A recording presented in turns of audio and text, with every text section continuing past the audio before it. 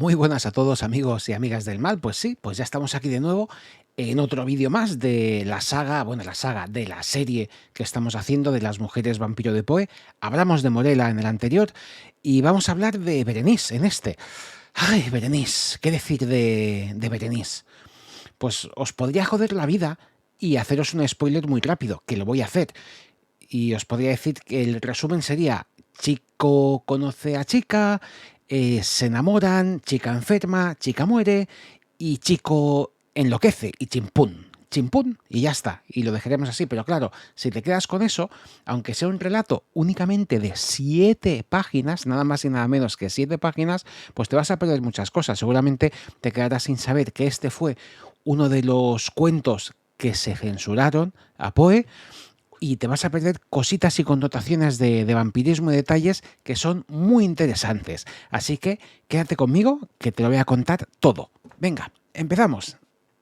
Quietos, quietos, un momento. Un momento, ya os he dicho antes que son nada más que 7 páginas, así que mi consejo es, antes de ver el vídeo, si tenéis el cuento de Berenice a mano, que le echéis un vistazo. Se tardan 15 minutos en leerlo, no mucho más, y luego veis el vídeo, o como queráis. Si queréis ver el vídeo, bueno, ya sabéis un poquito la estructura, si habéis seguido previo, pero vamos, es simplemente advertencia, aviso de navegantes, para que luego lo podáis aprovechar o disfrutar más o menos, así que como queráis. Y ahora sí, empezamos. Diceban mihi sodales, si sepulcrum amica visitarem, curas meas aliquantulum fore levatas. Mis amigos me han dicho que si visitara la tumba de mi amada, mis preocupaciones podrían aliviarse.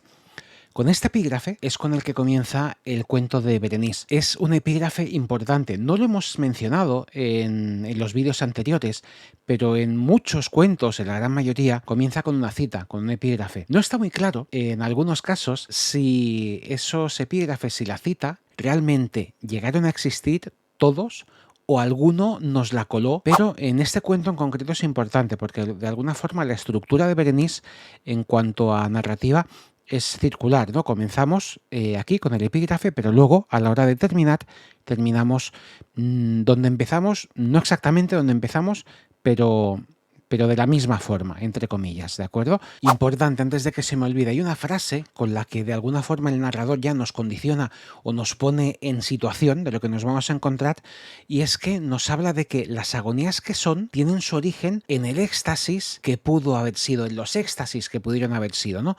Como una especie de, como un remordimiento, una sensación como de nostalgia, de algo que de alguna manera pudo haber sido de otra forma, ¿no? Pero es importante también esto porque al lector lo condiciona o le anticipa, sin llegarlo a desvelar, pero le muestra que ahí va a haber un conflicto, algo importante. Y vamos ya con lo que es el argumento y el desarrollo del cuento en sí. En este caso, la historia nos la cuenta un narrador del que conocemos el nombre, un detalle importante porque en los anteriores cuentos muchas veces el narrador sí nos lo explica todo en primera persona, pero no tenemos ni puñetera idea de cómo se llama. De alguna manera eso se omite. Poe pasa de contarnos nada. En este, en cambio, sí que sabemos que el protagonista, el que nos está narrando todo, se llama Egaius, pero sin embargo es, además, de manera directa, nos dice el narrador que no nos va a decir su apellido porque sería desvelar demasiado. Lo podríamos analizar, ¿no? ¿Por qué en este caso lo desvela, en los otros casos lo mantiene al margen, es como mucho más impersonal? Pero no nos quiere decir el apellido, y además lo especifica directamente en el cuento, ¿no? Como que el apellido no es importante, serían dar demasiados datos para la historia. Con esto ya tiene suficiente información. En este caso, Egaius se enamora de su prima, de Berenice. Os recuerdo que Poe se casó con una prima suya, Virginia Clems, a la que le sacaba, bueno, la prima tenía 13 años para la época. Cuidado, cuidado. Pero bueno, otros tiempos, otras costumbres, otras maneras de vivir y de hacer. Curioso, ¿no? El tema del enamoramiento de la prima con ese elemento biográfico que se va a ir repitiendo en muchos casos en este cuento, ¿no? Se enamora de su prima, pero no iba a ser todo tan bonito ni tan guay, sino que Berenice enferma. Y entonces pasa de ser una persona alegre, vivaz, es el paradigma, es la perfección. Y todo eso se cambia y se va degradando, pero no solamente es una enfermedad física, sino que es una degradación tanto física como moral. Va mucho más allá y a partir de ahí, pues de nuevo tenemos ese sentimiento, esa sensación, ese cambio que se produce en Egaius. Además, el tipo de enfermedad por el que pasa Berenice es epilepsia que evoluciona en catalepsia, ¿no? Ya sabéis, es bastante jodido, ¿eh? Lo de los ataques epilépticos, ojo, ojo, porque es complicado y el tema de la catalepsia es eso ya que de alguna forma pues ni sientes ni padeces. ¿Vale? Ya evoluciona y va mucho más allá.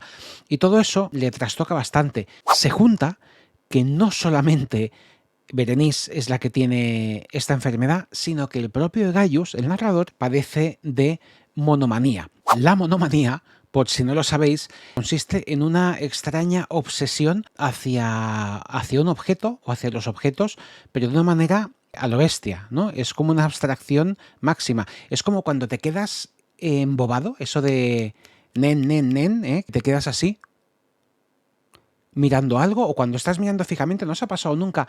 A ver, que yo no soy monomaniático, ¿eh? Pero seguro que os ha pasado también que os quedáis mirando algo, vais por la calle o cualquier cosa y estáis mirando y os quedáis como flipaos así, mirando algo, de repente el campo visual desaparece, únicamente estás viendo eso. Es más, incluso aunque te fijes en el objeto en sí, hay veces que hasta ese objeto desaparece y como que la mente se abstrae y te vas a tomar por culo el pensamiento, o sea, no sabes ya ni dónde estás. Pues eso llevado al extremo es la monomanía, ¿vale?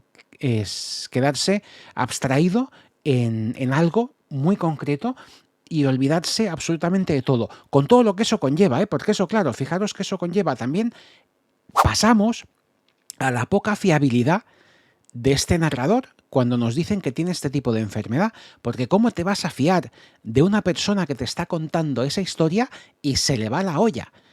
Que se queda, esto te produce la concentración obsesiva y el quedarte así, claro, te produce vacíos en la memoria, te abstraes de todo, tienes unos agujeros ahí en lo que ha pasado en el espacio-tiempo tuyo.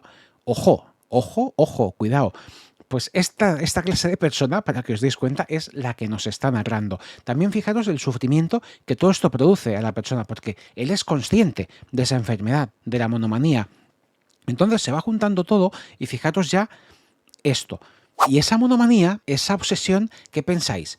¿Que se va a quedar abstraído mirando ardillas en el jardín? Pues no, se fija y se empieza a obsesionar con su amada, con Berenice. Y de nuevo nos aparecen esos detalles de elementos góticos, de descripciones que hemos ido viendo en relatos anteriores, y es la palidez, esos ojos sin vida que se van apagando, los cabellos rubios, esa muerte que se va como apoderando del cuerpo de Berenice, la sonrisa de su amada y no solo la sonrisa, los dientes. Los dientes le empiezan a obsesionar. Esos dientes que comienza a verlos blancos, como marfil, afilados, los dientecillos afilados, y ya vais viendo un poco por dónde va, ¿no? La vida que se apaga, una degradación tanto física como moral a todos los niveles, la obsesión, los dientes, la palidez. Vais viendo un poquito el cariz vampírico que a veces se pasa por ahí, pero no entramos en detalles. Además, fijaos en el extremo al que llega, que el propio narrador nos dice, cuando se fija en los dientes, que le produce tanto pavor que desearía estar muerto. Y desde ese momento se nos dice que no desaparece de la mente de Gaius esa horrible imagen, ese espectro de los dientes. Sobre el tema de los dientes, son unos elementos, los dientes, que aparecen en varios cuentos de Poe y es como una especie de obsesión del autor en muchos casos. Hay distintas versiones, distintas teorías. Hay una teoría pues quizá un poco más freudiana que nos habla de que hace referencia o alude a temas pues más bien de carácter de represión sexual o más bien un simbolismo pues que va por ese palo.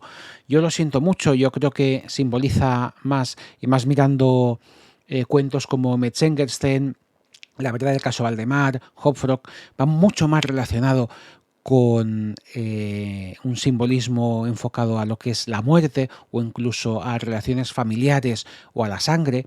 El tema de Freud, pues yo esto lo dejamos aparte un poco, ¿no? Pero soy más de la escuela de Jung, por posicionarme de alguna manera. Freud, pues pienso que, aunque revolucionó muchas cosas, tenía unos problemitas posiblemente, y cuando piensas solo con la polla, se te va la olla en muchos aspectos. Y creo que es lo que le pasó en algunos, en algunos puntos de vista o a la hora de coger una perspectiva sobre ciertas temáticas en algunas cosas. Entonces, dicho esto, aparte, cada uno que se posicione, que sepáis simplemente eso, ¿no? Que hay como esas dos vertientes sobre el tema del simbolismo de los dientes y la obsesión ya de Poe, no de Gaius, sino en muchos de sus relatos. Ahí lo dejo. Y ya con todos estos elementos sobre el tablero, ¿no? Con el tema de Gaius y su monomanía, su obsesión por los dientes, el elemento de los dientes, esa degradación tanto física como espiritual y moral de Berenice en la enfermedad, el tema de que sea por toda esta enfermedad y situación de Gaius un narrador poco fiable, lo tenemos todo puesto ahí, de acuerdo, sobre el tablero. Ya podemos continuar un poquito con la historia, ya sabiendo por dónde van tirando y por dónde va a cuadrar cada pieza, ¿no? Una tarde, una de las criadas aparece gritando, y bueno, gritando y llorando, diciendo que la señora, que Berenice, pues ha muerto por un ataque de epilepsia y que tienen que hacer los preparativos para su entierro. En ese momento, Gaius, de alguna manera, es consciente o se da cuenta, hay algo que le encaja, que no le encaja, y hay un vacío en los recuerdos de aquel día de la muerte de Berenice. De alguna forma, Gaius sabe que ha hecho algo, pero no recuerda el qué. Es incapaz de recordar el qué. Entonces, junto a la mesa, cuando le dan esa noticia, él se fija que hay una cajita con el epígrafe escrito que hemos leído al principio. Por eso os decía que de alguna forma el cuento, el relato, tiene una estructura circular, ¿no? Empezamos con el epígrafe y de nuevo aparece el epígrafe en una cajita de madera que nos conecta con el inicio, ¿de acuerdo? Nos reengancha. Y eso es un recurso muy potente, ¿no? El tema es como la caña de pescar, ¿no? El tiras, recoges, tiras, recoges. Y eso está. Y cuando ve esa caja, un criado le dice que han encontrado una tumba violada con un cadáver desfigurado y que aún respira y está viva. Berenice. Es Berenice. Y ahí, en ese momento, hay como un clic en la cabeza de Gaius y él se ve con la ropa llena de barro, con sangre, en la mano la caja, abre la caja y sabéis lo que hay, ¿no? Cuando abre la caja, 32 dientes afilados y marfilinos de Berenice. Cuando acabó el relato directamente, los pelos de punta, ¿vale? Porque es muy, muy, muy, muy, muy, muy, muy... Te quedas muy en shock, pero muy en shock. El impacto más duro muchas veces es el que sabes que está ahí, pero ves que es inevitable. O sea, lo ves venir, pero es inevitable. Y eso, pues aquí pasa lo mismo. O sea, tú lo ves venir, ves que son los dientes y que es inevitable. Y te lo encuentras y te quedas muy, muy, muy, muy... A mí me impactó mucho, pero me impactó, vamos, es que dices, es un final genial, maravilloso. Y hasta ahí el cuento de Berenice. De nuevo, fijaros que tenemos otro elemento que es otra de las obsesiones que lo marcan, ¿no? Tiene la puta manía, o no lo sé, es algo que hace con frecuencia, aparte del tema del entierro, del retorno del vivo, ¿no? Del entierro de una persona viva y de que vuelva, que eso le viene muy marcado por el tema de la muerte de su madre. Pensad que su madre muere cuando él tiene 3 años y a él se le quedó muy marcada la imagen de su madre muerta cuando tuvieron que acompañarla, que le dijeron que estaba dormida, ¿no? Yo creo que de ahí le vienen muchas de esas obsesiones, ese deseo porque su madre despertase y que realmente fuese un sueño y que volviese, ¿no? Y de ahí puede que le vengan muchas de esas historias y de ahí que sea muy recurrente, a lo mejor en muchos de sus cuentos, el tema de la persona enterrada viva, de ese retorno. Es claro, es que esas cosas de niño pues te tienen que marcar sí o sí, vamos, es que estoy convencido. Y luego también tenemos esa manía de Poe que le encantaba en sus cuentos poner a mujeres bellísimas y hermosas y luego destrozarlas de la manera más terrorífica que se le pasaba por la cabeza. Es una cosa acojonante lo de este hombre, es tremendo, tremendo, tremendo. Creas una belleza, un pibón, una mujer fantástica y luego Zasca, zas, zas, zas, zas, zas, zas. Lo de Poe es la hostia, acojonante. No hay finales felices. Aquí no hay finales felices. No, no, no. lo hemos dicho antes, ¿no? Que en este caso Berenice está bastante claramente inspirada en su prima, se casa con su prima, se casó con su prima Poe, pero también su prima murió de una enfermedad más o menos larga y todo eso pues le afectó mucho. Es que las grandes mujeres de la vida de Poe, pues él vio cómo morían. Es así. Y todo eso, pues luego, quieras o no, todo eso lo acaba reflejando uno y transcribiendo a la hora de escribir, a la hora de plasmarse en el papel. Es inevitable. Lo que sí que es cierto, que es lo que os comentaba, el final es terrible. O sea, si os paráis a pensarlo, el tema de imaginarse a alguien arrancándole los dientes a una persona de esa forma, o sea, que allí Que no te llevaban a una clínica dental a arrancarte los dientes, ¿eh? Que eso no era una extracción que te hace el dentista. No, no, no, no. Que, joder, que esto era a lo bestia, la forma de arrancarte los dientes. Cuidado, que no estamos hablando aquí de bisturí y anestesia. No, no. y luego ves además que Berenice estaba viva, pues flipas. Tema del vampiro, por ejemplo, que no se me olvide también, esto posiblemente no creo que tuviese a lo mejor relación o que lo hiciese de manera consciente, pero hay muchas tradiciones a la hora de acabar con el vampiro o de que no vuelva. Una de las tradiciones que hay en algunas culturas eran los muertos, que tenían eso, aparte de encadenarlos o de matarlos con estaca y demás, les arrancaban los dientes precisamente para cuando despertasen que no atacasen a nadie, el tema del chupasangres. Que luego también hay muchas cosas curiosas que podemos hablarlas también sobre el tema del vampirismo, el tema de cuando lo miras de contener el aliento, ¿no? Lo de aguantar la respiración o quedarse sin respiración no son expresiones por casualidad, porque también en muchas culturas el vampiro te absorbía la energía a la hora de respirar. Por eso lo de aguantar la respiración precisamente para que no te robase la energía ese ser vampírico. Es otra de las tradiciones que se mueven por ahí. Por eso el tema de cuando ocurre algo está muy inculcado, lo tenemos como muy... es algo como muy arquetípico, que lo llevamos ahí en los genes, el tema de aguantar la respiración o el silencio, ¿no? Y es por eso, en el fondo va también muy relacionado con todo esto.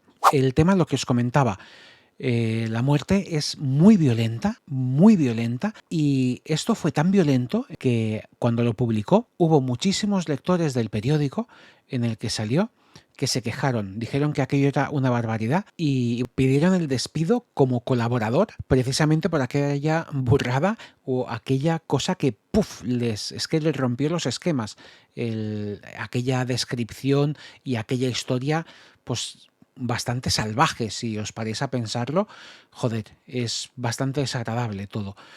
Y, y pidieron, yo os digo, hubo censura, tuvo que versionarlo y hacer una serie de cortes, luego lo tenemos entero, pero la versión original la tuvo que recortar por eso, precisamente por el tema de las quejas que hubieron y pidieron su cabeza, literalmente. Fue una revolución absoluta y dejó a los lectores pues completamente en shock en aquel momento.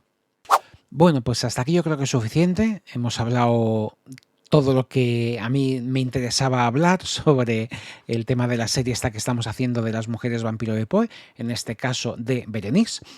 Y bueno, ya veis que si vais haciendo recopilación de los vídeos anteriores y de las cosas que hemos ido contando en la casa User o en el tema de Morela y también en este de Berenice, pues ya veis que hay elementos que se van repitiendo, que aparecen más directa o indirectamente, pero hay como una serie de estructura, un esquema, unas bases, unos cimientos que están ahí, que son como los pilares, que los vamos a encontrar en la gran mayoría de los cuentos de Poe, porque es lo que configura su estilo narrativo y de ahí el autor no puede escapar.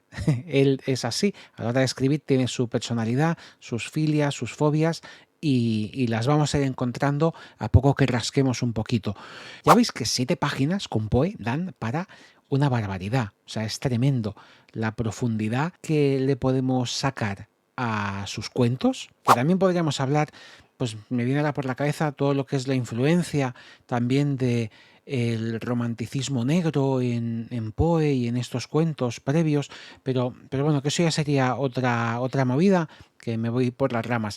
Dejadme en comentarios pues un poco pues lo que os ha parecido, sabéis cosas que conocíais, que no, el tema del vampirismo, no sé, lo que se os pase por la cabeza, ya sabéis que estoy ahí leyéndolo siempre, que os contesto a todo, ¿vale? Y al fin y al cabo, lo que más nos gusta a los que hacemos contenido y creamos cosas, de alguna forma es el feedback, ¿no? Saber que, bueno, que hay gente ahí detrás, independientemente ya de que veáis el vídeo entero o no, que eso pues va como va, eso no pasa nada, pero saber que hay gente detrás, ¿no? Y que te deja algún mensaje que le puedas contestar, debatir, eso es en el fondo lo que enriquece y lo que nos enriquece a todos, ¿no? Tanto a vosotros como a mí, que también aprendo un montón de todo lo que me vais dejando por ahí. Así que bueno, yo como siempre, ya sabéis, yo me despido, espero que el vídeo pues os haya divertido, entretenido, que os haya servido para algo, que os haya hecho que os olvidéis un poco de la mierda de idea que hayáis podido tener o no, que os lo hayáis pasado bien, que al fin y al cabo se trata de eso.